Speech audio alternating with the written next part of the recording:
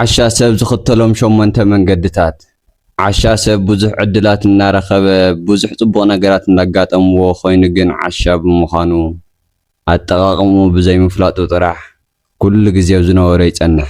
ናይ ምዕባይን ናይ ምልዋጥን ዕድላት እውን የምልጥዎ ብዘይ ምንቁሑ ጥራሕ ይሽወድ። ብዙሓት ሰባት ዓሻ እናረኣዩ ዕድለኛ እኮ እዩ ኣጠቓቕሙ ኣይፈለጠን እምበር ዋይ ንዓይ ተዝገበረለይ ነይሩ ይብሉ።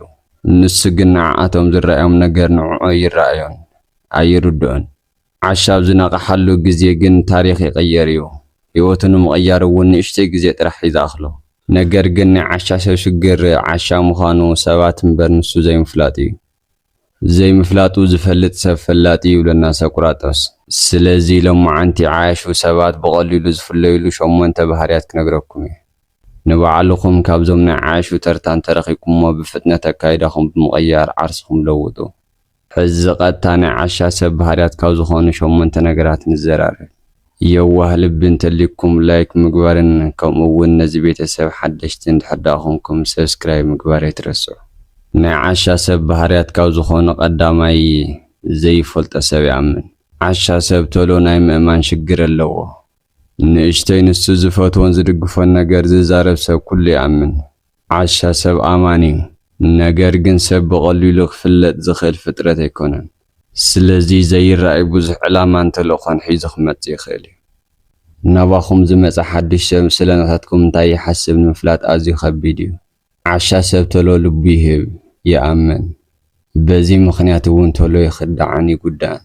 ናይ ዓሻ ሰብ ሽግር ካብ ዝኾነ ቀዳማይ ሓደ ሰብ ብዘይ እኹል ፍልጠት ምእማን እዩ። ዓሻ ሰብ ካብ ዝገብሮም ካልኣይ ድማ ኩሉ ነገር ይፈልጥ እየ ምባል እዩ። ዓያሹ ሰባት ንኽመሃሩ ዝግጁ ኣይኮነን። ብዛዕባ ዝኾነ ይኹን ነገር ከም ዝፈልጥን ከምኦም ዝፈልጥ ከም ዘየለን ይመስሎም። ኩሉ ሻዕ እውን ኣነ ትኽክል እየ ብምባል ይፍለጡ። ገታራት እዮም። ዓሻ ሰብ ከም ዘይልወጥን ከም ዘይቕየርን ዝፍለጠሉ ካልኣይ መንገዲ ንኹሉ ነገር ይፈልጥ እየ ምባል እዩ። እዚ ዝወልናሉ ምኽንያት ድማ ኩሉ ግዜ ዓርስኻ ምምሕያሽን ምልዋጥን ናይ በልሕ ሰብ ባህርያት ስለ ዝኾነ እዩ። ሓደ ባህል ኣሎ ይፈልጥ ኢሉ ኮፍ ካብ ዝበለ ፕሮፌሰር ንምፍላጥ እናፀዓረ ዘሎ ዘይተምሃረ ሰብ ኣዝዩ ዝበለፀ ውፅኢት የምፅእ። እዚ ኣበሃላ ኩሉ ግዜ ንምምሃር ዝተዘጋጀወ ሰብ ደው መበለ ከምዘየብሉ የርእየና። ናይ ዓለም ፍልጠት ብዙሕ እዩ። ኣብ ምድሪ እንዳነበርካ ይፈልጥ እየ ምባል እውን ከቢድ እዩ። ዓለም ናይ ብዙሕ ሽሕ ዓመታት ናይ ደቂ ሰባት ታሪኽን ፍልጠትን ባህልን ጥበብን ዝመልአት እያ። ሰፊሕን ነዊሕን ዕድመ ዘለዋ መንበሪትና እውን እያ። ስለዚ ንሕና ድማ ኣብ ዝኾነ ዓዲ ኣብ ዝኾነ ሰፈር ኣብ ዝኾነ ገዛ እንዳሃለናን እንዳነበርናን ዘለና ሕፁርን ጸቢብን ዝኾነ ውስናት ሰባት ኢና።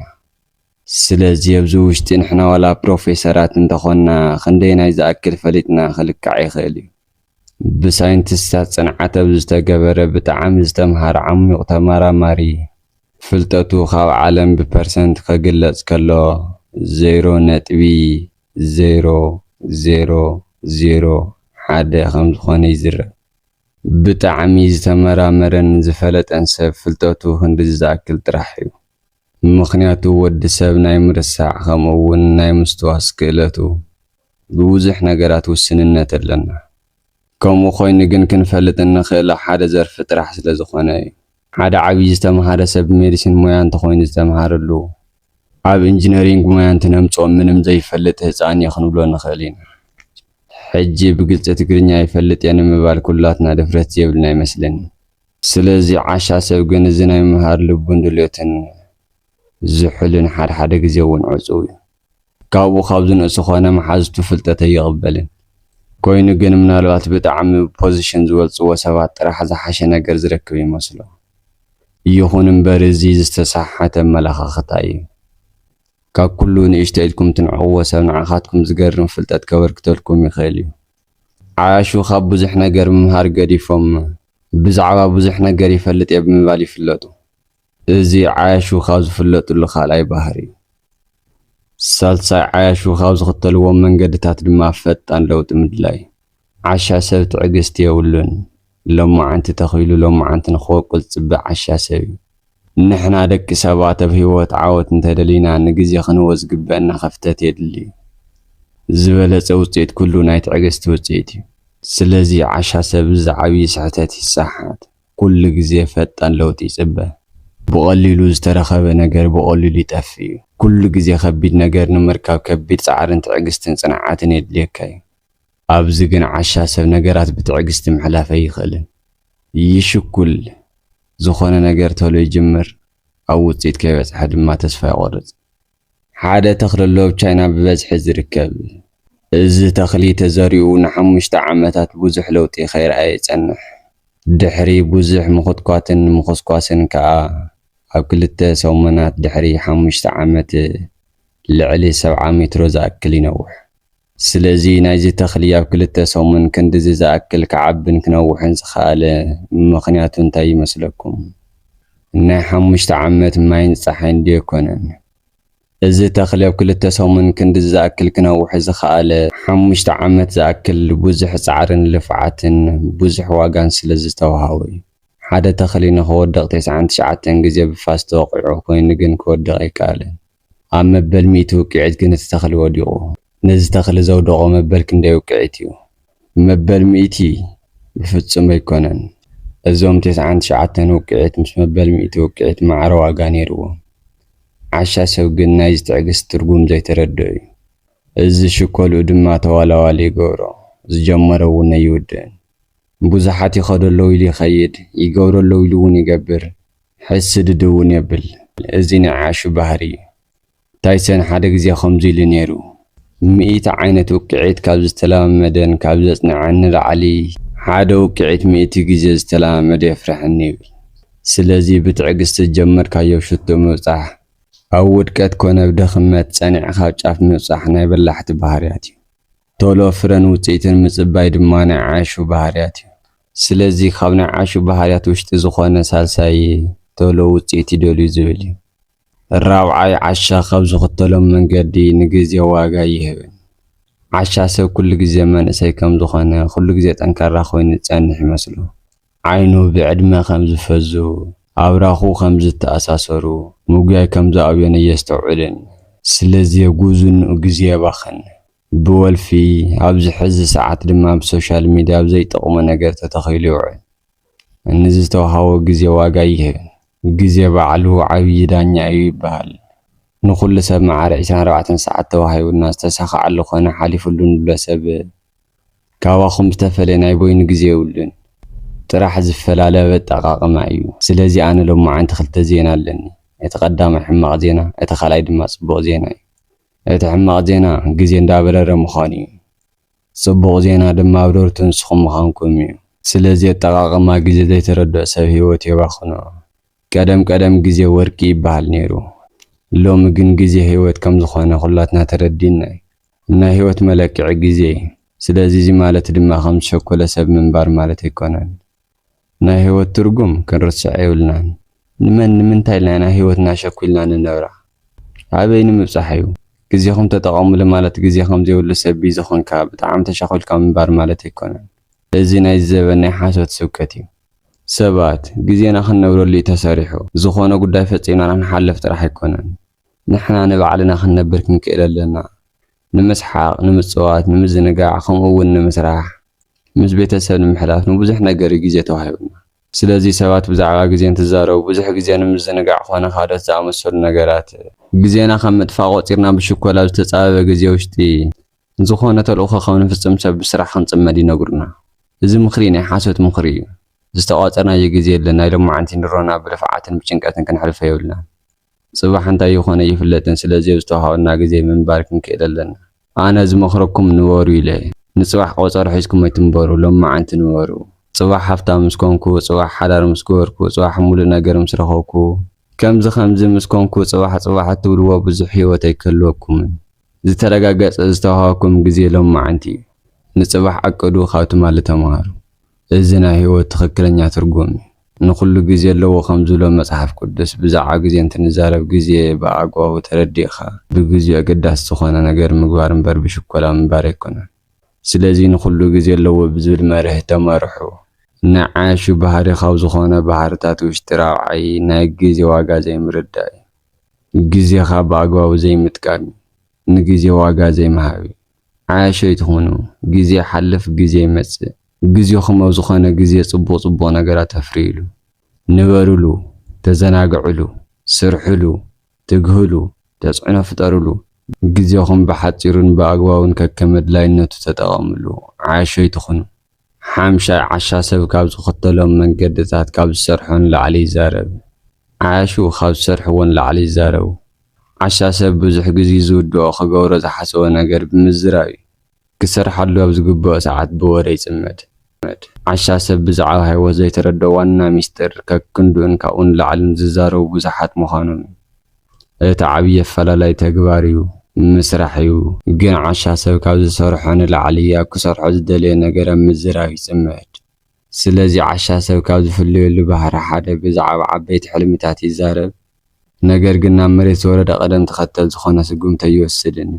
ازي مالتنا يشتحيلو نمتقامي خودو مالتي ازي انتنا ورهارو سغطان دك سبات تزعاوينا حيل منجي سلازي ازينا حيل منجي زمتين مقبار كابز اللعالنا امرو خفلن تخون بزقلالة تقرنيا انتنا ورهارو حادا كدويكا حساب انتولونا امرونا بحساب يوتر كم اولنا يمتقبار دليتنا بزولة اي اللعال نايزي مخنيات امرونا بات اكد وشت زلنا ناي دستان ناي دليتن متان سلازردو نابلنا حد الشرح خنسرح انت نحاسب بمحسابنا بأمرنا غيرنا يتنقر نتساخ على سمعنا دستان حاسوينا الزينا أمرنا عبي ملكتيو سلازي كابتا قزيتي أجميرنا يتنقر نخوون كنتات ممتشاوكونا من كسقاس نجمر إذا زفتر حيلن تعكا حادث وصول لما رات من قدلو نسو نسبات مزرابي أب نزارو اللي قزي أمرنا نقر أسردو اللي بسمع سلازو خانو قداي 5 فتسام بمقطار نتي نقر كسعورو زنبلت عاريدو يبل مالتيو سلازي ممارتنا خلتايو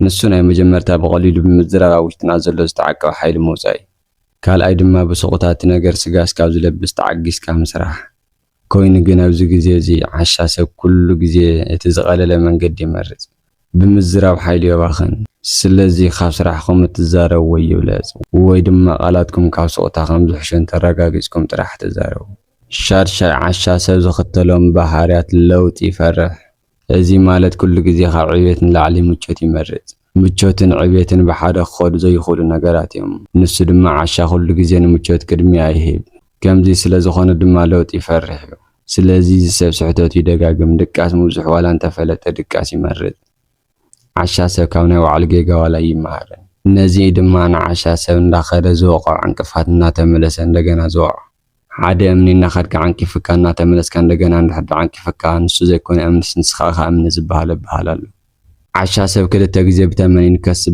بحالة ونلو اتحادة خيفة لتتخال أيد ما خمي كم زنا خاصن تريب بحال عشا متشت مريض ولو تيفرح مالتي أزيز خوون حد جزينا أمر السرار حب زي مجنزاو خووني خيدي بحاتير تقرني أنا دك سواد مولنا مكة خلي مسارحنا نهانا حلاوينا أمرنا أمرنا بدنا نقاس وقت ويدما حرقة جزية خمزة تسمعوا عبيتي خيميكالات ملكا كند الزاك العقم لنا ريسكانو ليسكر منا سلازي بدنا نقاس وقت عبيت حاطرات مزلال كاول شر ترعى الكام مقياي زعم السلاس كرم تخصصات ترايمي سلازي نظام كستات زيوم زكناونا أمرنا حرقة خمزة قاعد أمنا مش فلت أزلكم كيميكالات نحنا تقلني عقمي نحنا خو ما هنقبلنا خلينا نقرقنا ونورمال جزي هنقورو ما يفادلنا إذا كستات زيوم تفتروا وأمرنا عنا نمكل خزلكم كيميكالات زغورنا نقراتيهم كاف شجر سكاون وص دنك زخوننا يبعلنا منت نرينا سلازي خند زاكل عقمنا هلونا نقرقنا ونورمال جزي وانا خلقو يخلين ندوم بتصراري خالي كيميكالات وشتنا يلك ناي مسناف ناي مدقاس ناي دخام عقم مسعان زعم السول مخنات أمرنا عنا نمحلاو سلازي خونا علامه نعنا نمحلاو كبل نقوه خنت سنتين وزح شاور كين وسد بزح نقرات يخلق لنا ازي زقبر نعو زوم نقرات حدقا خوينهم سلازي الرأيوي سلازي دما بلحت سبات زي ترديهم بعالم كام متصاديان توتو عشا سب قناو زيهم تحاطيرو ينبر سمعتي تربش انداولي بزح نقرات نقبر ينبر ازي خلو صار عبيت سخون بحر بزي مردو بزح نقرات يمردوه كل قزي عبيت كاونا يمجد كتنا بموصاز متنا هوت سرعاتي عشا قن كل قزي وزو متصادي ودو شاوعي عشا سب زغورم بحريات نخل نقر تحتتي خالوتي يقبر عشا سب حلفنا تكوستر زي خل سبي نتفاقاتو يكرتان مستحخلن كام مقوار ايدونا قالتي تقوم سبنياي بعلو تفاقاتت فيو بزح مخناتي دردر مبر آمين يقبلن ኣብ ካልኦት ድማ ንምፍራድ ይሽኩል እዩ። ሓላፍነት ምፍራሕ ካብ ዝግለጸሎም ነገራት ሓደ ንኹሉ ነገር ንኻልኦት ተጻዋዕቲ ምጥቋም እዩ። ስለዚ ንባዕልኻ ነፃ እናውፃእኻ ካልኦት ምውቃስ ብጣዕሚ ቀሊል ናይ ምቾት ቦታ እዩ። ኣብ ህይወት ምስናፍ ምድካም ውፅኢታዊ ዘይምዃን ንኹሉ ነገር ቤተሰብ ዕሩኽ ሃገርካ ዝኣመሰሉ ነገራት ተሓታቲ ምግባር ቀሊል ነገር እዩ። እዚ ህይወትና ከይቅየር ዝገብረና ዕንቅፋት እዩ። ብርግጽ ንሕና ደቂ ሰባት ኣብ ምድሪ እንትንነብር ንኹሉ ነገር ተሓተቲ ዓርስና ይንገብርን። እዚ ናይ ዘመን ትምህርቲ እዩ። ንዓኻ ናይ ህይወትካ ሓላፍነት ዝወስደልካ ዋላ ሓደ የለን። ኣብ ናትካ ህይወት ዋና ተሓታቲ ንስኻ ኢኻ እንዳበሉ ዘምህሩና ይህሉ እዮም። እዚ ትምህርቲ ግን ብፍጹም ይቃወም እየ። ኣነ በዚ ትምህርቲ እዚ ይስማዕማዕን። ምክንያቱ ናይ ሰባት ህይወት ውሽጢ ብዙሕ ተጽዕኖ ዝሕድር ምክንያት ስለ ዘሎ ብትኽክል ብሎጂክ እንትንሓስብ ኣብ ህይወት ኩላትና ተመሳሳሊ ነገር ሃሊና ወይ ድማ ብተመሳሳሊ ኩነታት ኣይተፈጠርና። ወዲ ሃፍታምን ወዲ ድኻን ናብ ሃፍቲ ንምኻድ ዝወስደሎም ግዜ ተመሳሳሊ ኣይኮነን። ጻዕሮም ኮነ ውፅኢቶም ዘይክመሳሰል ይኽእል እዩ። ስለዚ ምናልባት ኣብ ህይወትና ንዝኾነ ነገር ተሓተቲ ንኾኑሉ 25% ጥራሕ ይኸውን ማለት እዩ። ሃገር፣ ኢኮኖሚ፣ ቤተሰብ፣ ዕሩኽ፣ ሰፈር ንሕና ንቕድሚቶ ንጓዓዘሉ ተጽዕኖ ይሕድሩ እዮም። ነገር ግን ከምዚ ምግባሮም ወይ ድማ እዚ ምፍላጥና ብዘይ ምንጽጻር ህይወትና ብዓወት ንምውፃእ ንኽንምኩር እምበር በዚ ምክንያት ተደሪኽና ምቾት ተሰሚዕና ኣብ ውሽጢ ተኣሊኽና ክንነብር ማለት ኣይኮነን። ስለዚ ዓሻ ሰብ ህይወቱ ሓላፍነቱ ኩሉ ንኻልኦት ሂቡ ብምኽናይ ዝፍለጥ እዩ። እዚ ካብ ናይ ዓሺ ባህሪ ሻውዓ እዩ። እቲ ሻም ናይ ዓሻ ሰብ ዝኽተሎም መንገድታት ከዓ ጸላኢኡን ዓርኩን ዘይምፍላጥ እዩ። እዚ ዓብዪ ክእለት እዩ። ዓርኪ ዝልክዕ ምሳና ብምስምዕምዑ ዘይኮነስ ዘባእሰና ምክንያት ብምምዛን እዩ። ሓቀኛ ዓርኪ ኩሉ ግዜ ምሳና ዝስማዕማዕ ኣይኮነን። ኣብ ዕርክነት ውሽጢ ምባእስ ተደጋጊሙ ክጋጠም ዝኽእል ነገር እዩ። ነገር ግን ዘባእሰኩም ምክንያት ንባዕልኩም ጥቕሚ እንተኮይኑ ንሱ ሓቀኛ ዓርክነት እዩ። ሓቀኛ ዓርኪ ናብ ዘይጠቕመኩም ነገር እንትትከዱ፣ ዝጎዳእኩም ነገር እንትትገብሩ፣ ሓቀኛ ዓርኪ ናብ ዘይጠቕመኩም ነገር እንትትከዱ፣ ዝጎዳእኩም ነገር እንትትገብሩ ስቕ ኢሉ ይርአን። ይባእሰኩም፣ ይበሳጮ፣ ብዙሕ ነገራት እንተኽኢሉ እውን ደው የብለኩም። ጸላእ ግን ኩሉ ይኹን ይብል። ኩሉ ግዜ ብሓሳብኩም ተስማዕማዕ ኣይኽልክለኩምን። ዓሻ ሰብ ዝምፍላይ ያው እዩ። እቲ ሓቀኛ ዓርኪ ርሒቑ ምስ ዘይጠቕምዎ ብዙሕ ግዜ ይሕልፍ። ገንዘቡ ምስ ዝሕምሽሹን ምስ ዝብዝብዝዎን ይውዕል። ግደፍ፣ ቆጥብ፣ ንስራሕ፣ ንለወጥ ንዝብሎ የርሕቆ። ምስ ዘይጠቕምዎ ሰባት ምፍላይ ድማ ይኸውዶ። እዚ ናይ ዓይሹ ባህሪ እዩ። ጽቡቕ ዓርክን ጸላኢን ፈልዩ ዘይምፍላጡ። ስለዚ ዓያሾይ ትኹኑ። ናይ ሎማዓንቲ ቪድዮና እዚ ይመስል። እዛ ቪድዮ እንዳሕዳ ተመቻትኩም ላይክ ምግባር ኣይትረስዑ። ካብዞም ዝጠቐስክዎም 8 ባህርያት ንዓኻትኩም እየናይ ይገልጸኩም? ኣብ ኮመንት ጸሓፉለይ። ናብ ዩቲዩብ ቁም ነገር ንምርኣይ ትመጽእ ከዓ ሰብስክራይብ ምግባር ኣይትረስዑ። ብኻሊእ ትሕዝቶ እስካብ ንራኸብ ሰናይ ንዓኹም።